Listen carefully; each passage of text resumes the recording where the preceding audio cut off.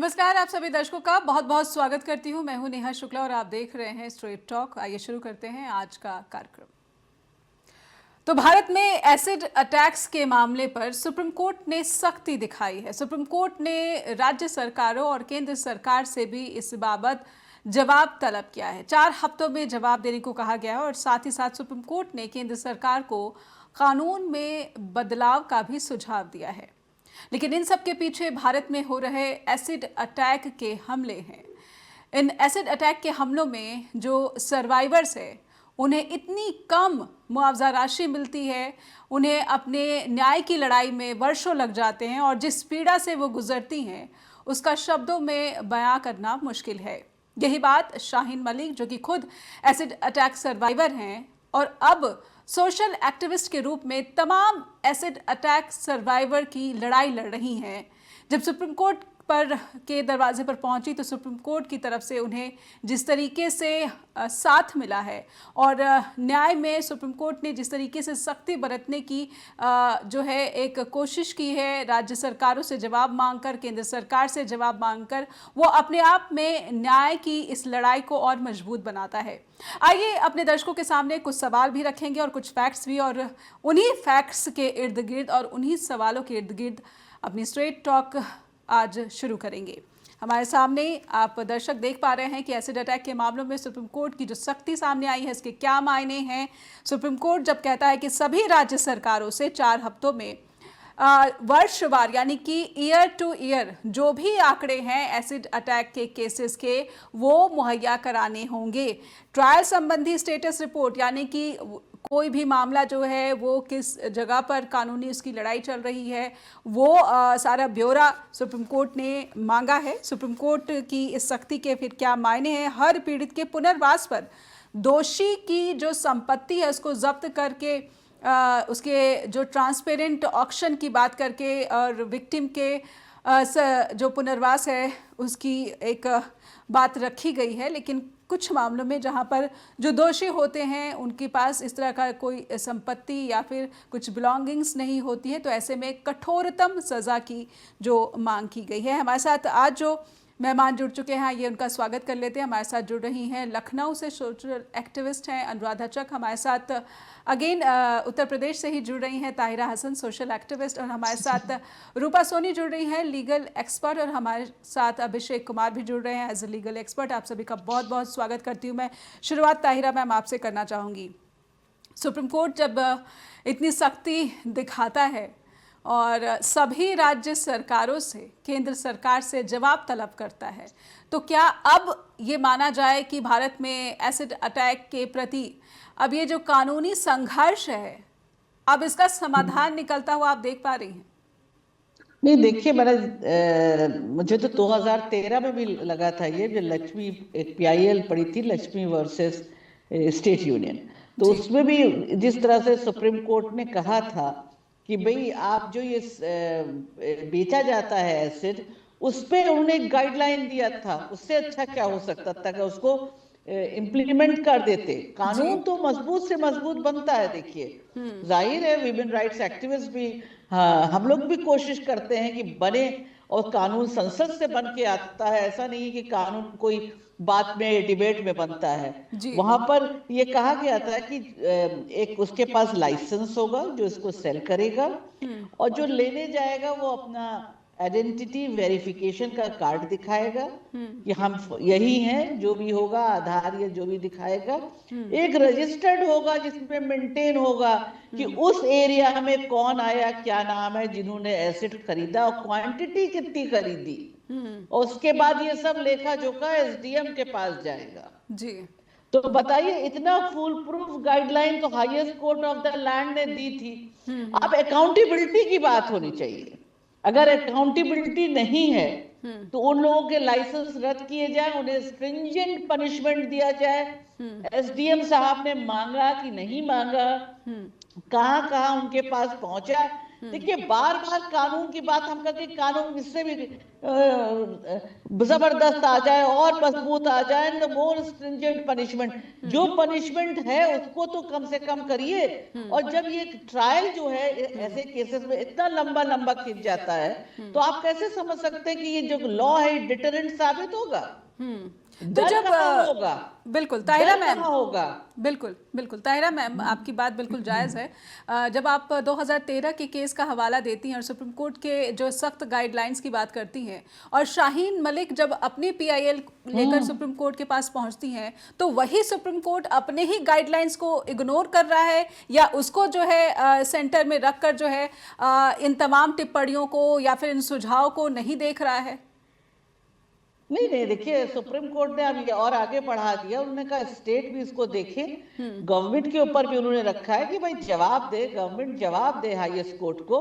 देखिए सारी चीजें अगर highest court of the land पे छोड़ देगी, ये बात अलग है कि highest court of the land always stood, ये मैं कहती हूँ, मेरा मानना है, स्टूड विद द वेमेन। चाहे कोई केस हो, आप बिल्किस तक के केस को देख लीजिए, highest court of the land हमारे साथ खड़ा हुआ है, महिलाओं के साथ खड़ा हुआ है। चाहे ट्रिपल तलाक का केस, कोई केस देख लीजिए, वो खड़ा होता है। लेकिन क्या है, जो इन्वेस्टिगेटिंग एजेंसीज हैं वो ठीक टाइम से एविडेंसेस कलेक्ट करें, ऑनरेबल कोर्ट उसी पे जजमेंट देगा जी। तो जब ट्रायल इतने लंबे हो जाएंगे, आप बताइए तो क्या होगा, कितना सफरिंग उसके अंदर वो औरत जारी, लोग, लड़कियों की तो आंखें चली गई हैं इस एसिड अटैक में। बिल्कुल यहाँ तक कहा है ऑनरेबल जज ने कि ये डिग्निटी जो है उसकी बात आती है, ह्यूमन डिग्निटी का सवाल है, ये डाउरी डेथ से भी सीरियस है, इसमें राइट टू लाइफ आर्टिकल 21 को भी देखा जाना चाहिए, उसके उसमें किया जाना चाहिए। और जो क्रिमिनल्स इस तरह का कर रहे हैं एक्ट,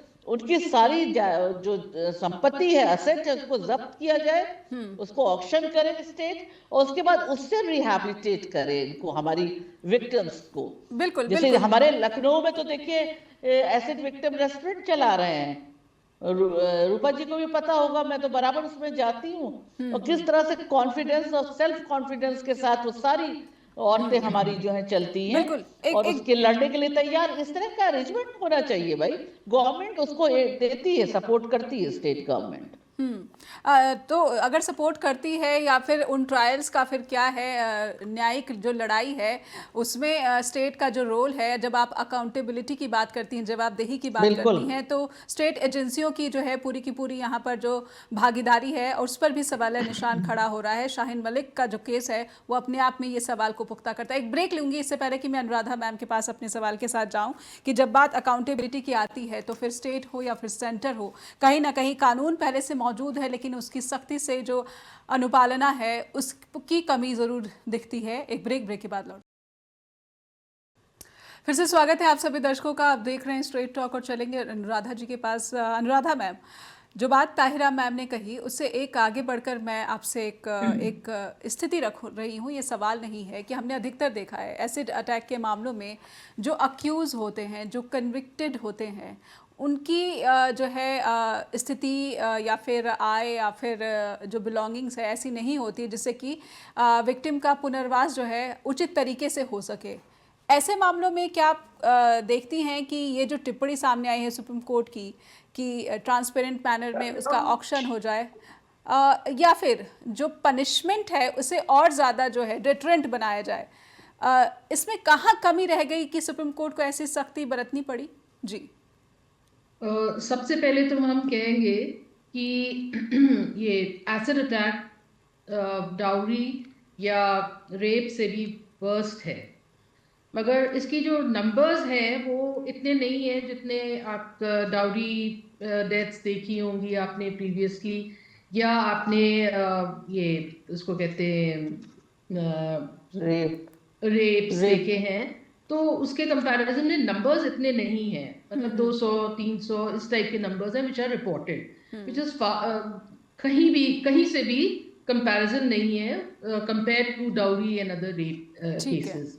तो जो लॉ है it has taken a back seat on this, but of course जो उन्होंने कहा था ताहिरा जी ने दैट सेल पे पाबंदी लगाई गई है, punishment, but first of all तो ये है कि जो विक्टिम हम जो परपेट्रेटर है क्राइम का उसके बारे में बात कर रहे हैं कि उसके पास इतनी इनकम नहीं होती है। पहली बात तो ये एसिड अटैक होता क्यों है? फर्स्ट ऑफ ऑल ये रिफ्यूजल, सेक्सुअल जो ओवरचर्स होते हैं उसका रिफ्यूजल, या प्रपोजल फॉर शादी के लिए रिफ्यूजल, या इवन डाउरी केसेस में, एक्सट्रीम केसेस में भी एसिड अटैक हो सकता है, या अपने फैमिली के लोग प्रॉपर्टी को नहीं देना चाहते लेडीज को, तो उनपे खुद के फैमिली के लोग अटैक कर सकते हैं, एसिड अटैक। तो there are various reasons for this acid attack. जी जी। तो पहली बात तो it's not just psychological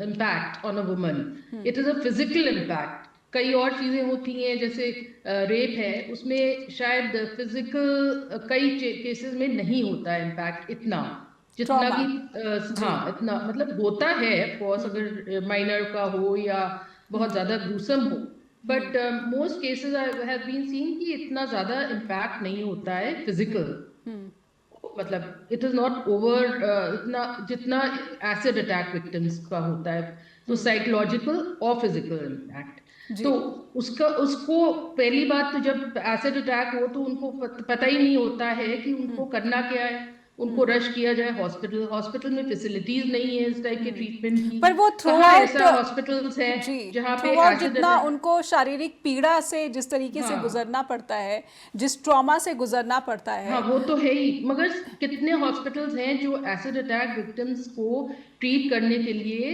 capable है यहाँ पे हमारे देश में। और वो कितना कॉस्टली होता है वो जो इलाज कॉस्टली है। होता है, और पहले तो उनको खुद ही प्राइवेट हॉस्पिटल्स तो रिफ्यूज ही कर देंगे देख के, जबकि सुप्रीम कोर्ट ने कहा है कि बोथ प्राइवेट एंड पब्लिक जो हॉस्पिटल्स हैं they can not refuse acid attack victims. But देखने में तो यही आया है और सुनने में भी आया है कि प्राइवेट अस्पताल तो उनको ट्रीट करने के लिए रिफ्यूज ही कर देते हैं। तो पहला तो first and foremost is physical, उनको एक हॉस्पिटल में जो तकलीफ हो रही है उसका इलाज किया जाए। उसके लिए पैसे की जरूरत होती है, चलिए 1 लाख रुपए, बट एक उनको कहाँ से पता चलेगा या कहाँ से रिपोर्ट होगा? Are the legal services so strong that they will reach each acid attack victim?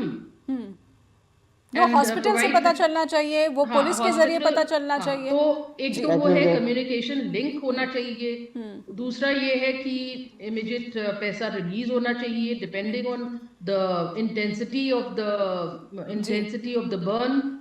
तो कोई जरूरी नहीं है कि 3 लाख ही मिले, कभी ये मुआवजा भी बढ़ाने की जो है जो डिमांड है वो की गई है। और सबसे बड़ी बात, जी बिल्कुल, मैं Abhishek, rehabilitation is also very important. वो तो बात की बात है, वो बात की बात है, लेकिन जिस तरीके से ब्यौरा मांगा गया है कि उस पीड़ित का क्या स्टेटस है, मैरिटल स्टेटस क्या है, जो एजुकेशनल स्टेटस क्या है, वो जॉब करती है या नहीं करती। अभिषेक, सुप्रीम कोर्ट की ये जो सख्ती आई है, जो डिटेल्स है, थोड़ा सा हमारे दर्शकों के लिए उसके कानूनी लड़ाई के संदर्भ में, कॉन्टेक्स्ट में क्या मायने हैं? ये जो सख्ती सुप्रीम कोर्ट दिखा रहा है, अब क्या एक समय सीमा के भीतर उस पीड़िता को न्याय मिलेगा? उस पीड़िता को इतनी राशि मुआवजे के रूप में मिलेगी कि वो अपने जीवन के इस संघर्ष भरे पल को, क्षण को मजबूती से इसका मुकाबला कर सके? मैम, सबसे पहले तो बात ये है कि हमारे देश में जो the very prominent form of punishment जो है ना, that is based upon reformative theory of punishment, कि हमने अपराधी को रिफॉर्म करना, वेरी इंपॉर्टेंट तो रिफॉर्म कर देंगे जी। लेकिन जो प्रैक्टिकल है ना मैम, वो टोटली डिफरेंट है। मैं अभी आपको बताता हूँ कि जो एसिड अटैक है, ये ऑफेंस बाकी ऑफेंसेस से थोड़ा डिफरेंट है। क्योंकि बाकी ऑफेंसेस में हम क्या कहते हैं कि चलो यार, ग्रेव एंड सडन प्रोवोकेशन थी तो चलो कोई बात नहीं, उसने गलती से कहीं एसिड फेंक दिया होगा गुस्से में आके। या हम कहते हैं कि अगर ग्रेव एंड सडन प्रोवोकेशन पे कोई हर्ट पॉज कर दिया, चांटा लगा दिया यार, डंडे से वार कर दिया यार, ग्रेव एंड सडन प्रोवोकेशन में आके। लेकिन एसिड अटैक में ऐसा नहीं है। एसिड अटैक में हम कभी नहीं कह सकते कि वो ग्रेव एंड सडन प्रोवोकेशन में आके उसने लड़की के मुंह पे यार एसिड फेंक दिया। No, why? Because acid attack के ऑफेंस में पहले प्रेपरेशन बहुत जरूरी है। डंडा मारने के लिए प्रेपरेशन जरूरी नहीं है, डंडा पड़ा होगा, पत्थर पड़ा होगा, उठा के ईंट मार देगा, ठीक है जी, ग्रेव एंड सडन प्रोवोकेशन पे किया, on the basis of mitigating circumstances, कम सेंटेंस दे दो, कोई बात। लेकिन एसिड अटैक में उसका स्ट्रॉन्ग इंटेंशन था, वो पूरी प्रेपरेशन के साथ किया है। तो यहाँ पे जहां तक मुझे लगता है सीजीआई ऑनरेबल हमारे सीजीआई साहब ने इस चीज को मद्देनजर रखते हुए ये भी टिप्पणी करी है कि ये जो रिफॉर्मेटिव थ्योरी ऑफ पनिशमेंट है ना हमारे देश में, एसिड अटैक के मामलों में इसको उससे हटा के डेटरेंट थ्योरी पे लाइए जी। डेटरेंट थ्योरी का मतलब कि ऐसी सजा दीजिए उस अपराधी को which deterrents the other members of the society, which deterrents the other offenders। अगर कोई और बंदा प्लानिंग कर भी रहा है ना एसिड अटैक करने की, तो उसके लिए वो एक एग्जाम्पल होगा कि यार उसका घर चला गया। मैं घर जाने पे ना कॉन्फिस्केशन ऑफ प्रॉपर्टी पे आता हूँ, जो कि बड़ी अच्छी इन्होंने गाइडलाइन जारी करने की कोशिश की, एक टिप्पणी करी कि उसका घर कॉन्फिस्केट कर दो। मैम ऐसा क्यों? क्योंकि बहुत सारे केसेस में हमें लगता है, क्योंकि we are part of legal profession, तो हमें पता है प्रैक्टिकल क्या है। सेंटेंसिंग हो जाती है जी, बंदा मान लो 7 साल के लिए, मिनिमम 10 साल के लिए भी अंदर चला जाता है। बजाय रिफॉर्म होने के, बहुत बड़ी बात बोलूंगा मैं जी, बजाय रिफॉर्म होने के वो अंदर से और बड़ा ऑफेंडर बन के आता है। बिकॉज अंदर उसको पता नहीं क्या क्या फैसिलिटीज, किन किन लोगों के कांटेक्ट में वो आता है, उसके हौसले और बुलंद हो जाते हैं, बाहर आके वो और हौसले के साथ पूरा कॉन्फिडेंटली आगे और क्राइम कमिट करता है। जी बिल्कुल। एसिड अटैक के केसेस में क्योंकि उसने पहले ही किसी बहू बेटी का जीवन तबाह करने की कोशिश की है, ठीक है जी, उस केस में अगर वो अंदर जाएगा, चलो कॉम्पनसेशन भी भरेगा, अंदर भी जाएगा, लेकिन जब बाहर आएगा उसकी property would already have been attached, आगे रहेगा कहां? तो ये चीज सिर्फ उसको रिफॉर्म छोड़ो, रिफॉर्म होता नहीं होता, लेकिन it would act as a deterrent point for the other offenders कि हिम्मत ना करना तो कोई और बंदा ऐसा काम डेटरेंट करे। क्या यही है कि उसकी संपत्ति जो है वो जब्त कर ली जाए और उसका जो है मुआवजा विक्टिम को दे दिया जाए, यही डेटरेंट है? या डेटरेंट खुद में क्या होना चाहिए? जी, पुराने समय में लोग कहते थे कि 3 चीजें बड़ी इंपॉर्टेंट है, जर जोरू और जमीन। जी, जमीन ही चली गई, मेरा घर ही चला गया, मैं कहाँ रहूंगा जी? बेसिक नेसेसिटी है, रोटी कपड़ा मकान। रोटी अंदर मिल रही है, कपड़ा अंदर मिल रहा है, मकान कहाँ जाऊंगा मैं जब बाहर आऊंगा सजा काट के? मेरे घर वाले कहाँ जाएंगे? That would act as a deterrent point, वो डेटर करेगा बाकी को कि हट जाओ। बाकी जो पर मकान अगर उसके नाम पर नामजद है तभी ना, अगर परिवार के किसी अन्य सदस्य के का मालिकाना हक है तो वो उस पीड़िता को कैसे जो है मुआवजा, ये खैर एक अलग जो है डिफरेंट डिबेट है। जी, एक ब्रेक लेती हूँ मैं, हमारे साथ रूपा जी भी जुड़ी हुई हैं, एक ब्रेक के लिए रुकेंगे, ब्रेक के बाद लौटेंगे। आप दर्शकों से अनुरोध की जुड़े रहिए स्ट्रेट टॉक के साथ। आप सभी दर्शकों का बहुत बहुत स्वागत, और सीधे चलेंगे आपको लेकर रूपा जी के पास। रूपा जी, जिस तरीके से सेंटर को सुझाया गया है कि वो कानून में बदलाव लाए, आपको लगता है कि कानून में बदलाव लाकर ही डेटरेंट जो है वो इंश्योर हो सकता है? Yeah, first of all, ma'am, I would like to say like it's quite a welcoming change। और जो ऑनरेबल चीफ जस्टिस साहब ने जो भी रूलिंग दी है इसमें अभी एंड डायरेक्शंस दी हैं स्टेट गवर्नमेंट्स को और जितने भी स्टेट कोर्ट्स हैं, and then he had given direction to union centre also कि जो हमारे पास प्रेजेंट लॉ है डिसेबिलिटी को लेकर 2016 में बनाया गया था, तो आप उसमें कुछ रिफॉर्म कीजिए। जैसे अभी तक I have seen the discussion, हम बात कर रहे थे कि अगर जो एक्यूज्ड है उसके पास ही कुछ नहीं है अपने पास, he is financially not well off, तो क्या करें? तो चीफ जस्टिस साहब ने बोला है कि आप एक कॉर्पस बनाइए, यूनियन मिनिस्ट्री को बोला है, और डिसेबिलिटी एक्ट जो 2016 है उसमें चेंजेस कीजिए, क्योंकि जिनको फोर्सफुली इंजेस्ट कराया जाता है एसिड, उनका नाम ही नहीं है वहां पे कहीं पे, और they are actually suffering a lot in a life, क्योंकि उनको डिसेबिलिटी सर्टिफिकेट जब तक नहीं मिलेगा, we as a country we follow lot of processes everywhere. जी जी, डिसेबिलिटी सर्टिफिकेट नहीं है तो मुझे कंपनसेशन नहीं मिलेगी, मुझे कहीं एम्प्लॉयमेंट नहीं मिलेगी, lot of other nitty-gritty things.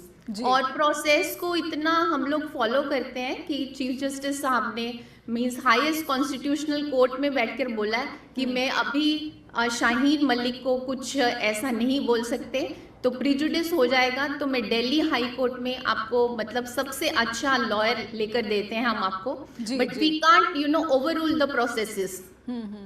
बिल्कुल बिल्कुल। या जी लेकिन ये सारी जो सख्ती है या फिर ये सारी जो ऑब्जर्वेशंस है, क्या कानून की लड़ाई को समय सीमा में जो है संपन्न कराने या फिर इसका जो है नतीजा दिला पाने में सहायक होगी, मददगार होगी? क्योंकि certainly, हमने देखा है जिस डेटरेंस की बात अभिषेक जी भी कर रहे थे, कानून के बदलाव की बात सुप्रीम कोर्ट भी कर रही है, लेकिन ताहिरा मैम ने तो शुरुआत ही से की कि कानून तो सख्त मौजूद है लेकिन उसका अनुपालन नहीं होता है, यहाँ पर सबसे बड़ी खामी है।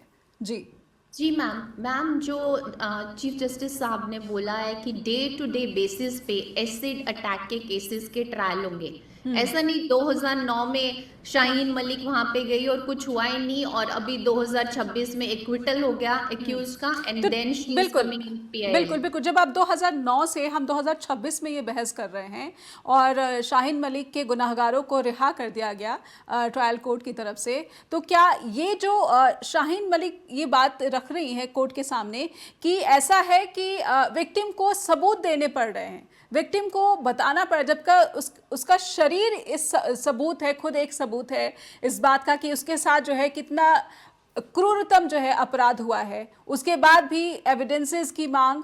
क्या कानून कमजोर है या फिर उस सख्त कानून का कमजोर अनुपालन एजेंसियां कर रही हैं? जी implementation is not in place. जैसे ताहिरा मैम ने भी बोला कि इम्प्लीमेंटेशन के लिए उसको रीइंफोर्स करने के लिए सीजीआई साहब ने बोला है कि डे टू डे ट्रायल पे लीजिए और फास्ट ट्रैक पे रखिए एसिड अटैक के जो भी केसेस आते हैं किसी भी कोर्ट में। एनसीआरबी का रिपोर्ट अगर हम देखेंगे 2023 का, तो मैम उसमें वेस्ट बंगाल में सबसे ज्यादा केसेस आए हैं, यूपी में, उत्तर प्रदेश में UP and ma'am West Bengal and Gujarat, या 3 states are there where the cases are maximum, and the CGI साहब ने उनसे भी मांगा है कि आपका क्या उस पे है, means all data we all are aware about it, right? बिल्कुल ताहिरा मैम से समझना चाहूँगी। ताहिरा मैम, फिर इस बहस में जो सबसे मुख्य बिंदु ये निकल कर आ रहा है कि पहले तो एसिड अटैक सर्वाइवर्स को दिव्यांग जो है माना जाए, और दूसरा मुआवजा, और तीसरा जो उसका इलाज का खर्चा है वो शुरुआत से ही कहीं ना कहीं ये स्टेट की जिम्मेदारी हो, या फिर कुछ ऐसा कॉर्पस, जैसा कि रूपा जी ने कहा कि सुप्रीम कोर्ट ने ये सुझाया है, इस तरह का कुछ बंदोबस्त होना चाहिए? जी देखिए, वो तो ठीक है, कॉर्पस फंड वगैरह होना चाहिए इनके लिए। अगर जैसे अब जो आ रहा है कि उसके नाम अगर जो क्रिमिनल है जिसने एसिड परपिटेटर है उसके पास कुछ नहीं है, उसके नाम पर एसेट नहीं है, तो जाहिर है कॉर्पस हो और स्टेट भी उसमें इलाज में आगे आए, स्टेट भी कराए। स्टेट के लिए पहले भी कहा गया, कोर्ट्स ने कहा है कि स्टेट कराए, देखिए 15 दिन में 1 लाख या बाद में 3 लाख में नहीं होता ये, 26-27 सर्जरीज से ये लोग गुजरते हैं, तो जाहिर है उसमें पैसे ज्यादा लगेंगे, तो स्टेट इसको अफोर्ड कर सकता है, ऐसा नहीं है, और स्टेट को अफोर्ड करना चाहिए, कॉर्पस फंड भी वो बना सकते हैं। लेकिन मेरा कहना है कि जब कोई चीज हो जाती है, हम उस पर बात कर रहे हैं, जब एक कानून 1, 2, 10, 20, 25, 30, 50 हमारी महिलाओं बच्चियों के साथ हुआ, तो एक कानून जब सुप्रीम कोर्ट ने बना दिया 2013 वाले पर फॉलो तो करिए स्ट्रिक्टली। आप फॉलो करेंगे तो काफी हद तक रुकेगा। जब ये एसिड का बेचने से, खरीदने से, डालने से, जब ये डिटरेंट की बात हो रही है कि law don't deter if the punishment is not visible, uncertain, जब पनिशमेंट का कोई सर्टेनिटी ही नहीं है कि मिलेगा नहीं मिलेगा, फास्ट ट्रैक कोर्ट से भी ट्रायल जल्दी हो और redressal through the fast track court. जी देखिए, निर्भया में हम लोगों ने लड़के फास्ट ट्रैक कोर्ट कराया, 9 साल लगे निर्भया के केस में, जो सबसे ज्यादा चर्चित केस है। बिल्कुल। तो मेरा मानना है कि जल्दी रिड्रेसल होना चाहिए, वरना विटनेस हॉस्टाइल हो जाएंगे, and this type of culprit will get away, criminals after committing heinous crime. तो पूरी चीज को, स्ट्रक्चर को देखना पड़ेगा कि किस तरह से स्ट्रिंजेंट पनिशमेंट, बिल्कुल स्ट्रिंजेंट पनिशमेंट दीजिए, पनिशमेंट बढ़ा दीजिए कि वो डिटरेंस साबित हो, लोगों में डर पैदा हो, कानून का डर हो। We are not in an anarchy, कानून जो, इस कानून से देश चलता है, तो कोई कहते हैं कानून के ऊपर नहीं है, तो जाहिर है उस कानून को कैसे, और सेलेक्टिव ना हो इसमें, बिल्कुल सेलेक्टिव ना हो, कोई भी हो, ना रेप के केस में, ना डोमेस्टिक वायलेंस, ना इसमें। मैं मानती हूँ कि सभी बहुत हीनियस क्राइम्स हैं मेरी नजर में। बिल्कुल रेप भी, violating women body, nothing could be more heinous crime than violating women body, वो भी बहुत हीनियस है। एसिड का बहुत ही, मतलब एक तरह से बहुत ही पेनफुल प्रोसेस होता है विक्टिम के लिए पूरा। जी जी तो मुझे लगता है कि इन सभी केसेस में जो महिलाओं के साथ हिंसा है, वो किसी भी रूप में हो, उसको प्रायोरिटी पे रखे। जब इतने कानून है तो उनका इम्प्लीमेंटेशन प्रॉपरली होना चाहिए। सिर्फ कानून बना के रखने से कोई फायदा नहीं है। बिल्कुल और ये तभी होगा जबकि इन्वेस्टिगेटिंग एजेंसीज, हमारी पुलिस भी जो है, उसको भी साइंटिफिकली बिल्कुल वो करना चाहिए, अपग्रेड करना चाहिए, इनको रिफॉर्म भी होना चाहिए कि वो कलेक्ट करें एविडेंसेस को, बिल्कुल। कलेक्ट करके उसको ले जाएं कोर्ट में, उसको पेश करें। तो वो तमाम चीजें हैं जिसका कहीं से भी अगर एक टूटती है तो ये इतना लंबा खिंच जाता है कि आसान नहीं होता विक्टिम के लिए ये लड़ाई लड़ना, वो बिल्कुल टूट जाती है। और ये जो है पूरी तरह से ये हमारे मतलब आधी जमीन के लिए ये बहुत मतलब एक तरह से ये बहुत शर्मनाक बात है कि बिल्कुल। आप लेकिन कैसे कहेंगे शाहीन कि मलिक हेल्दी इनके डेमोक्रेसी हौसले जो है डटे रहे। शाहीन मलिक से पहले लक्ष्मी, जिनका जिक्र किया था हिना मैम ने अपनी शुरुआत में ही, कुछ ऐसी बहुत ही बहादुर महिलाएं हैं जो अपने खिलाफ हुए अपराध का मुकाबला करती हैं और इसके साथ साथ ऐसे तमाम विक्टिम्स के लिए भी कोर्ट में पहुंचती हैं और एक ऐसे मैकेनिज्म की बात करती है, एक ऐसे कानून की बात करती हैं कि न्याय मिले, लेकिन देरी से नहीं, इसे समय रहते ही सुनिश्चित किया जा सके। एक छोटा सा ब्रेक। और नेहा एक बात मैं और कहूंगी, एक मिनट सिर्फ, कि एक सेकंड, मैं ये जो लक्ष्मी ने शुरू किया ना, ये जो रेस्टोरेंट खुले जो पूरे रन किए जाते हैं बाय एसिड सर्वाइवर्स, जी उसमें वही पूरे सर्वाइवर्स के जरिए करते हैं, बिल्कुल। वही उसको सर्व करते हैं, वही चलाते हैं, वही सब करते हैं। ऐसे बहुत ही तो ये मैं कहती हूँ संस्थाएं हैं, शीरोज है जिन्होंने इस तरह से विक्टिम्स को जी जो विक्टिम्स को उन्होंने सहारा दिया है और उनमें कहीं ना कहीं आत्मविश्वास जगाया है, जो ऐसी सर्वाइवर्स के लिए बहुत ही महत्वपूर्ण हो जाता है। आइडेंटिटी पर सवाल हो जाता है, क्योंकि कहीं ना कहीं जो शारीरिक विकृतियां होती हैं उससे सामाजिक एक तरह का जो एक कह सकते हैं कि शोषण कह लीजिए या फिर इसको जो भी शब्द दे दीजिए, कहीं ना कहीं आपकी जो स्वीकार्यता है सोसाइटी में, सोशल सर्कल में, उससे भी बहुत बड़ा नुकसान पहुंचता है। एक छोटा सा ब्रेक लूंगी मैं। रूपा जी कुछ कहना चाहती है, अनुराधा जी भी हमारे साथ जुड़े हुए हैं, अभिषेक जी भी। एक ब्रेक के बाद लौटते हैं। फिर से आप सभी दर्शकों का स्वागत है और चलेंगे, रूपा जी कुछ कहना चाह रही थी और उसके बाद अनुराधा जी के पास। रूपा जी आपको जोड़ना चाह रही जी ma'am. Shaheen Malik, unmute yourself जी। Yes, ma'am. Ma'am, Shaheen Malik, ma'am, can you hear me? Yes, please continue. Shaheen Malik is not only, she has exercised Article 32 of our Constitution. उन्होंने petition in person का right लिया, मतलब उनको लगा मुझे कोई lawyer नहीं चाहिए, किसी का हेल्प नहीं चाहिए, I can better explain myself and get my rights and get justice on the track. Petition in person, and she explained everything in court number 1 on 27th of January. That's really great thing, and that's her core and the grit. बिल्कुल और तभी जो है उनकी appeal जो है माननीय CJI को ज़्यादा जो है पहुंची उनके दिल तक या फिर उनकी चेतना तक।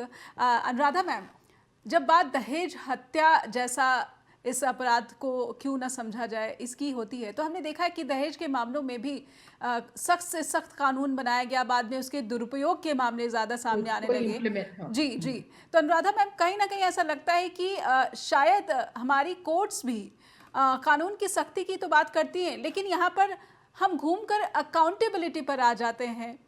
स्टेट एजेंसी जो हैं अगर अपना रोल निभाएं तो फिर एसिड अटैक्स, जो कि एक जीता जागता आपके पास सामने प्रूफ है, उस सर्वाइवर को समय रहते न्याय दिलाया जा सकता है, उस सर्वाइवर को उचित मुआवजा दिलाया जा सकता है। जी, सबसे पहले तो ये देखना चाहिए कि उनको लीगल सर्विसेज कब और कैसे प्रोवाइड की जाएंगी और एट द अर्लीस्ट। नहीं तो जो एविडेंस है और जो ऑफ कोर्स शरीर पे है वो तो है ही, जो परपेट्रेटर है क्राइम का वो कहीं इधर उधर ना हो जाए और गायब हो जाए, ताकि वो जो एविडेंस कलेक्ट करनी है, कलेक्शन ऑफ एविडेंस, वो ही रह जाए।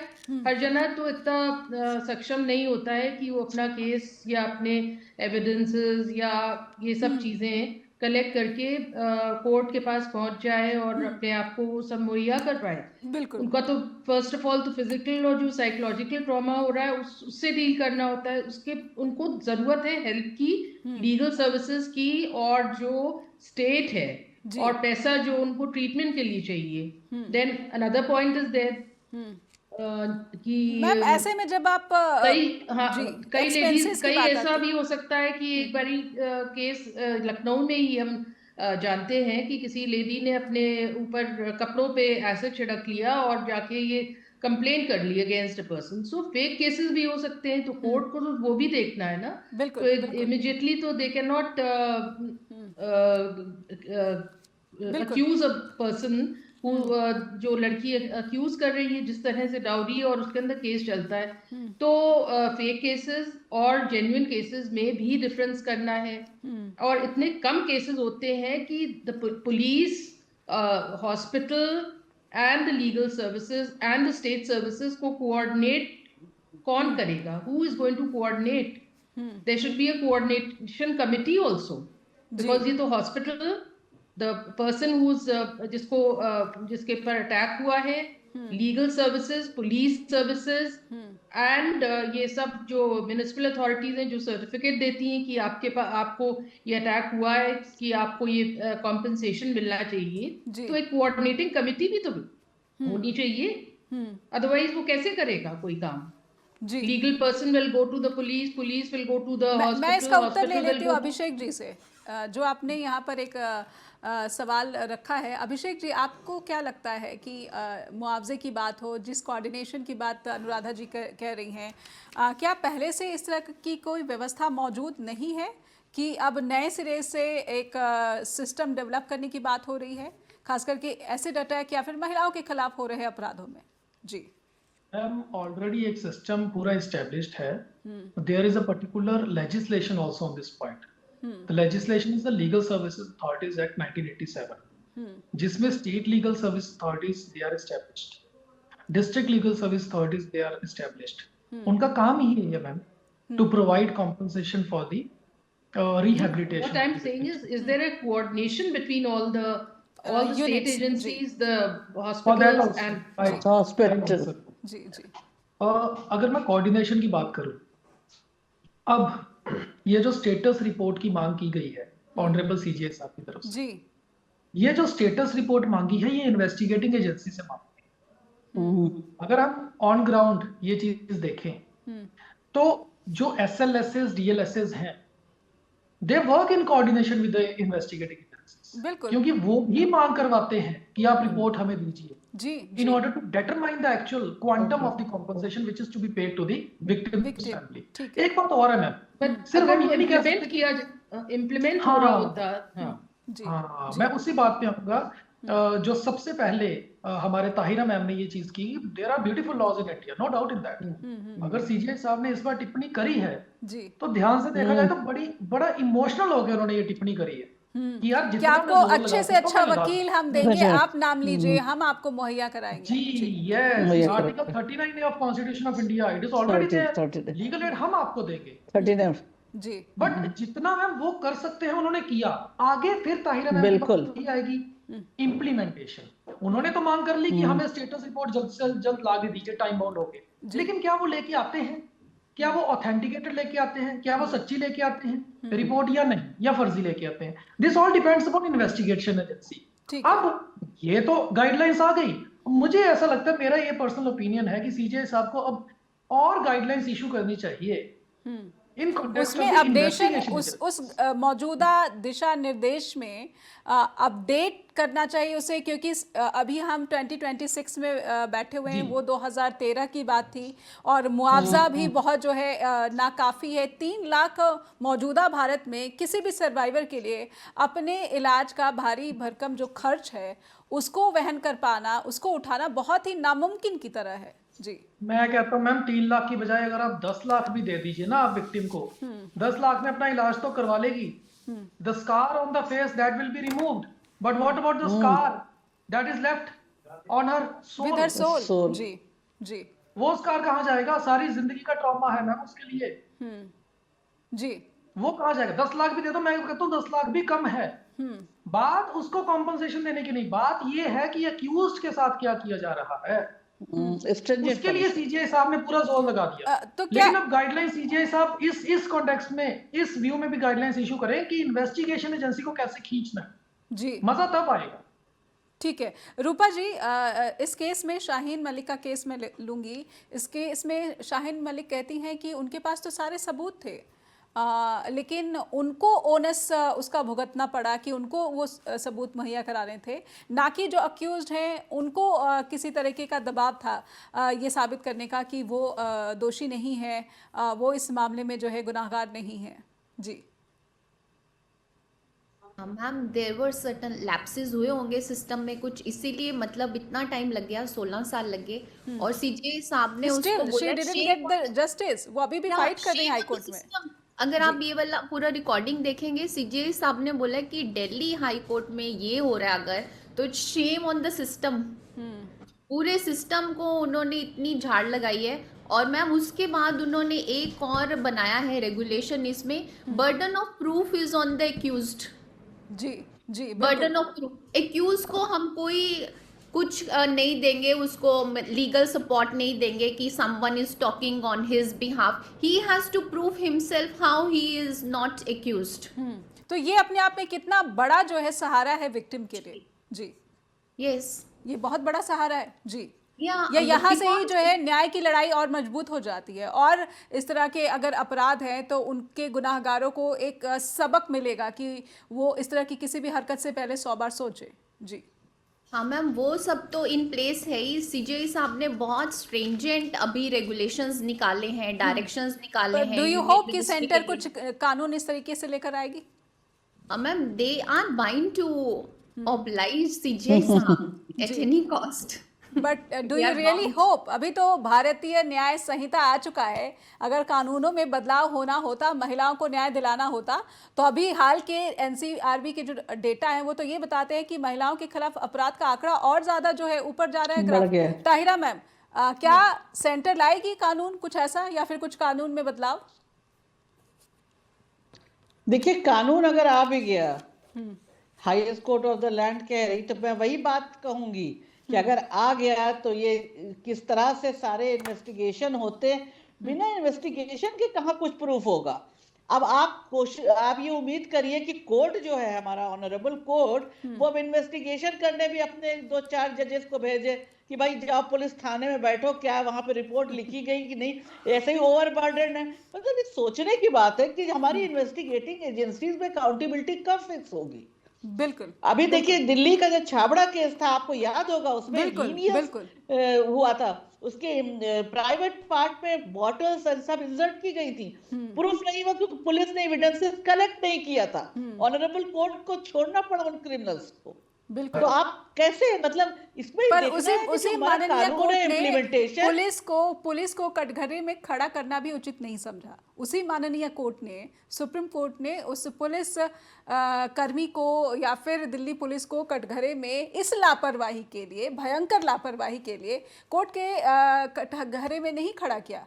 तो कहीं ना कहीं हर जगह से। जी ताहिरा मैम कुछ कहना चाहती, फिर समय समाप्त हो गया। देखिए, हम इलेक्ट करके अपने रिप्रेजेंटेटिव्स को भेजते हैं, चाहे वो हाथरस केस हुआ हो यूपी में, या कोई केस हुआ हो, आरजीकर मेडिकल कॉलेज का केस हो, कहीं भी हो, महिलाओं की बात कर रही हूँ मैं, तो भेजते हैं। तो वहाँ स्टेट का कोई रिस्पॉन्सिबिलिटी है कि नहीं है, मैं ये जानना चाहती हूँ कि स्टेट कहीं रिस्पॉन्सिबल है, को इंस्टीट्यूशन कहीं रिस्पॉन्सिबल। डेमोक्रेसी की कैसे आप डेमोक्रेटिक कहेंगे इंस्टीट्यूशन को, जब तक वो आम आदमी के हित में काम करे? बिल्कुल ना करे तो वो नहीं है। तो ये आज के- बात ये है कि इन्वेस्टिगेटिंग एजेंसी अपना काम करे, वो ले जाए और कोर्ट में इसको पेश करे पूरा एविडेंसेस। बिल्कुल आज हर के दिन काम जब अपने इंस्टीट्यूशन करेगी, जी तभी वो जो लॉज बने वो डिटरेंस साबित होंगे हमारे यहाँ। बिल्कुल। और समाज में इसका संदेश जाना चाहिए, लेकिन समाज में इस वक्त महिलाओं के खिलाफ जिस तरीके से अपराधों का ग्राफ ऊपर गया है, ऐसा लग रहा है कि कहीं ना कहीं संदेश दे पाने में सरकारें नाकाम रही हैं और कोर्ट भी। बहुत बहुत धन्यवाद ताहिरा मैम आपका भी, अनुराधा मैम आपका भी, रूपा जी आपका भी बहुत बहुत आभार, और अभिषेक आपका भी बहुत बहुत धन्यवाद। दर्शकों के सामने ये सवाल छोड़कर जाती हूँ कि भारत में एसिड अटैक सर्वाइवर्स अगर 16, 17, 18 साल लंबी लड़ाई कानूनी जीत के लिए लड़नी पड़ती है, तो फिर कानून व्यवस्था की क्या स्थिति है, जांच एजेंसियों की क्या स्थिति है, और केंद्र सरकार क्या कानून में बदलाव लेकर आएगी? आप क्या राय रखते हैं, क्या समझ रखते हैं? हम तक लिखकर पहुंचाएं, ईमेल भेजें info@justbroadcasting.com या फिर neha@justbroadcasting.com पर भी ईमेल पहुंचा सकते हैं। जुड़े रहिए जस्ट टीवी पर। बहुत बहुत धन्यवाद।